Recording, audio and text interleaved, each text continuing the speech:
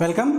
आज इस वीडियो में हम देखने वाले हैं on the topic parallel plate capacitor और उसमें कितनी एनर्जी स्टोर होती है, उसका क्या एक्सप्रेशन है।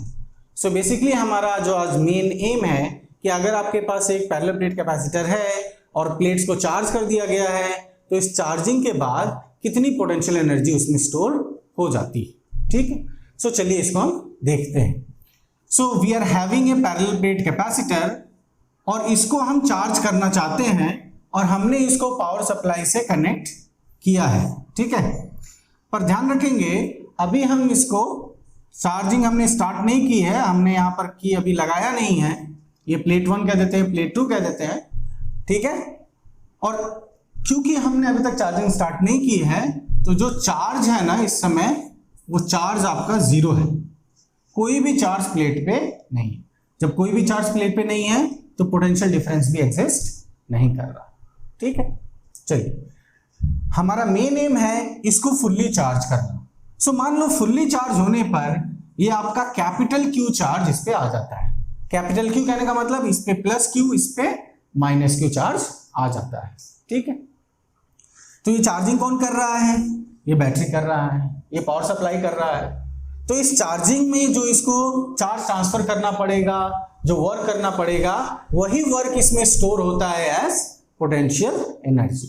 सो बेसिकली पोटेंशियल एनर्जी निकालने के लिए हमें वर्क निकालना पड़ेगा कि भाई ये जो चार्जिंग कर रहे हैं आप, जो चार्ज दे रहे हैं उसको देने में काम कितना करना पड़ रहा है आपको। अगर वो काम हम पता कर लें कि भाई इतना चार्ज देने में कितना काम करना पड़ रहा है तो हम टोटल वर्क निकाल सकते हैं। चलिए इसको देखते हैं। सो मान लीजिए ये प्रोसेस शुरू हुआ और इन बिटवीन एक सिचुएशन आया जब आपका प्लेट्स में चार्ज स्मॉल q था। इन बिटवीन, बीच में चार्जिंग प्रोसेस चल रहा है, बीच में एक केस इंस्टेंट आया जब चार्ज प्लेट्स में q था मान लो। ठीक है, सो q चार्ज आपका प्लेट में था। चार्जिंग हम कैसे समझ रहे हैं कि भाई यहां से मान लो नेगेटिव चार्ज ऐसे जा रहे हैं, इलेक्ट्रॉन्स जा रहे हैं, फिर यहां से इलेक्ट्रॉन इस पे जा रहे हैं, तो इस तरह से ये इलेक्ट्रॉन्स निकल रहे हैं, पॉजिटिव हो रहा है, यहां मिल रहे हैं ये नेगेटिव हो रहा है। ठीक है, और इस चार्जिंग के बारे में डिटेल में मैंने पिछले वीडियो में बात किया है, आप उसको देख सकते हैं, उसका लिंक इस डिस्क्रिप्शन में मिल जाएगा। वहां पर ये प्रोसेस को थोड़ा और डिटेल में बात की गई है। सो मान लीजिए अब चार्जेस आ गए, इस पे प्लस Q, इस पे आ गए माइनस Q, और इन बिटवीन पोटेंशियल डिफरेंस मान लो V डैश है। ध्यान रखेंगे हमने यहाँ V डैश दिया है, V नहीं दिया है। V पोटेंशियल इसका हो जाएगा जब ये फुल्ली चार्ज आपका हो जाएगा तब। सो इन बिटवीन है तो हम इसको V डैश ले रहे हैं।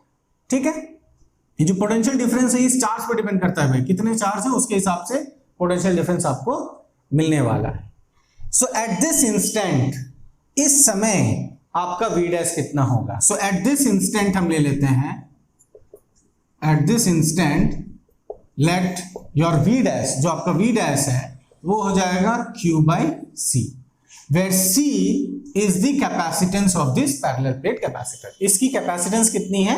C। ठीक, अब हम जानते हैं कैपेसिटेंस तो कांस्टेंट है आपका, वो किस पे डिपेंड करता है? ये जो मीडियम है बीच में, प्लेट की जो एरिया है, उनके बीच का जो गैप है उस पर डिपेंड करता है। तो ये चार्जिंग डिस्चार्जिंग में तो उनमें कुछ फर्क नहीं पड़ रहा, हम कुछ ऐसा वेरिएशन नहीं कर रहे, तो ये आपका एज ए कांस्टेंट हम यूज कर सकते हैं यहां पर। सो V डैश हो गया आपका Q/C। ओके, चलिए नेक्स्ट स्टेप में हम क्या बोलते हैं कि मान लो आफ्टर ये Q पहुंचने के बाद हमने dq चार्ज और दे दिया प्लेट्स को ना, dq चार्ज और दे दिया। सो dq चार्ज का फिर से हमने ट्रांसफर करवाया। ठीक, dq का ट्रांसफर करवाया। सो उसके लिए कुछ वर्क करना पड़ेगा। कितना करना पड़ेगा?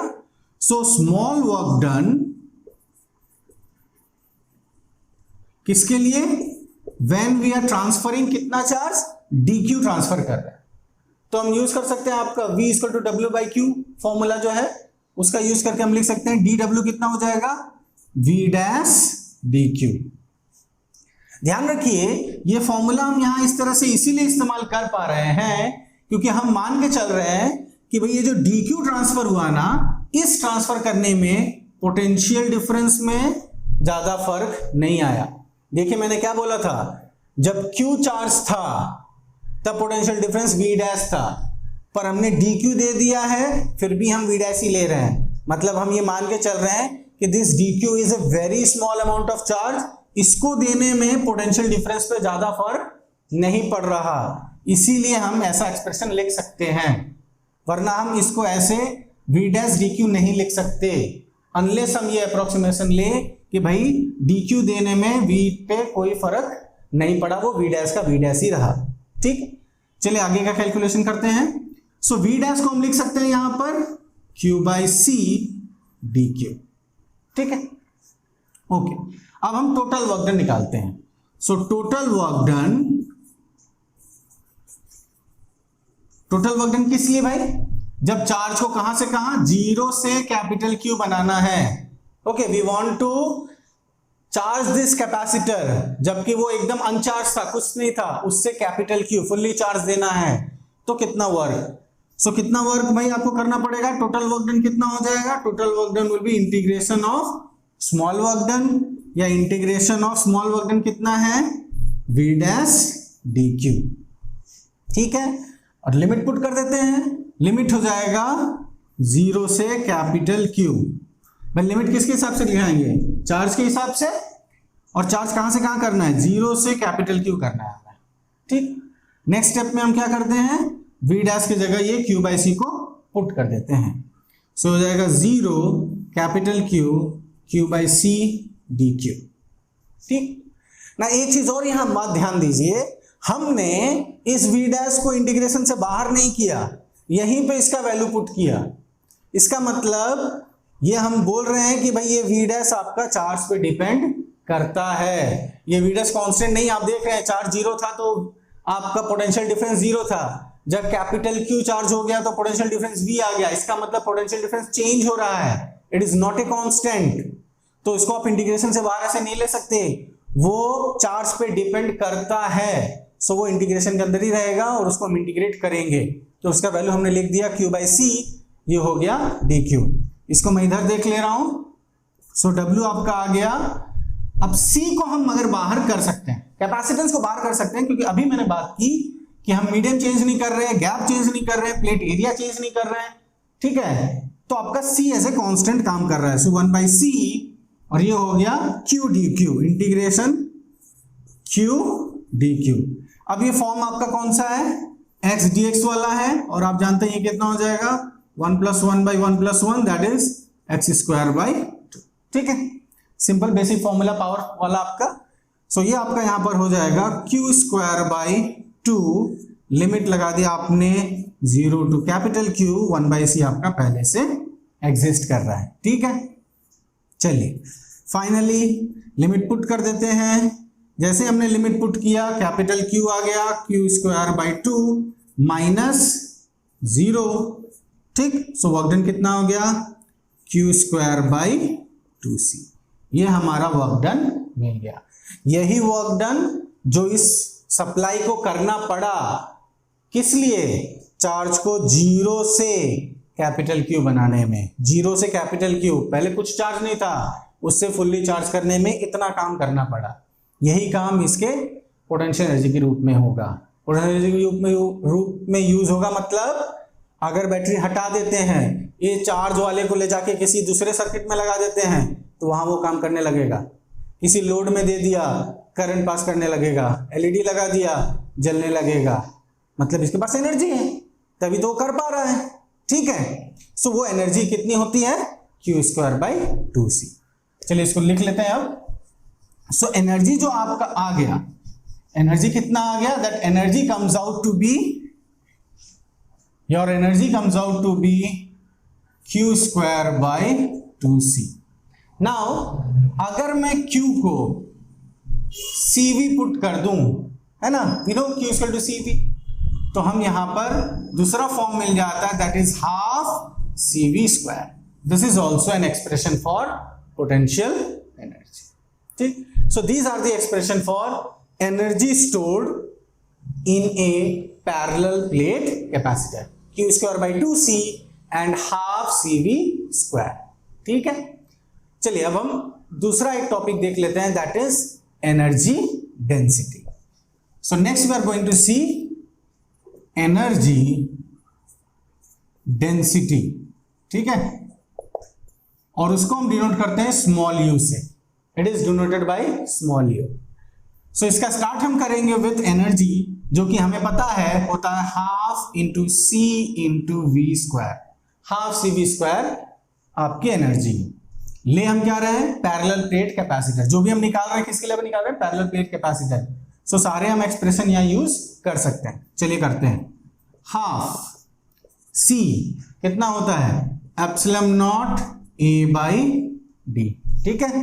सो आपके पास ये पैरेलल प्लेट कैपेसिटर है, गैप हो गया डी, ये प्लेट का क्रॉस सेक्शनल एरिया हो गया ए, गैप आपने लिया है, बीच का मीडियम लिया है एयर, तो हो जाएगा परमिटिविटी कितना हो जाएगा, एप्सिलम नॉट। सो आपने सी का वैल्यू यहां पर पुट कर दिया।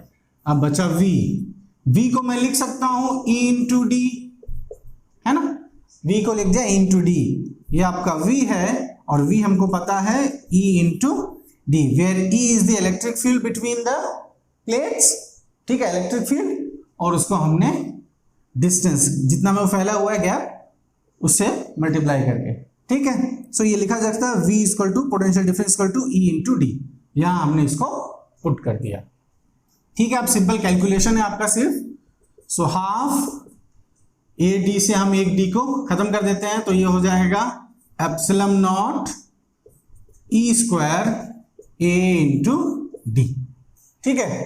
सो ये डी से हमने इधर एक स्क्वायर वाला खत्म कर दिया, ई का तो स्क्वायर हो गया और थोड़ा इस तरह से सजा लिया, इसको सजाने का कारण अभी समझ जाएंगे आप। अब देखिए half into epsilon naught E square रहने दिया, A into D, area into the gap, so plate area into this gap, ये क्या दे देगा, होल वॉल्यूम दे देगा हमें, whole volume of this parallel plate capacitor. So this A into D will give you the volume, क्या दे देगा हमें, वॉल्यूम दे देगा, ठीक है। और यहां हमारे पास क्या है, एनर्जी है, ठीक। अब हम क्या करेंगे, इस वॉल्यूम को इधर ले आएंगे तो हो जाएगा एनर्जी बाय वॉल्यूम, और ये कितना हो गया, half epsilon naught E square, ठीक है। And this energy by volume is known as energy density. जैसे मास पर यूनिट वॉल्यूम को हम कहते हैं ना density, similarly energy per unit volume को क्या कहते हैं, एनर्जी डेंसिटी। सो इसको हम स्मॉल यू से डिनोट कर देते हैं, स्मॉल यू कितना हो गया, half epsilon naught E square, this is the energy density, okay. So energy होता है हाफ सी वी स्क्वायर या Q square by 2c, energy density आ गया half epsilon naught E square, ठीक है। सो आज हम यहीं पर इस वीडियो को समाप्त करते हैं, अगली बार आपके साथ एक नए टॉपिक के साथ जुड़ेंगे, तब तक के लिए थैंक यू।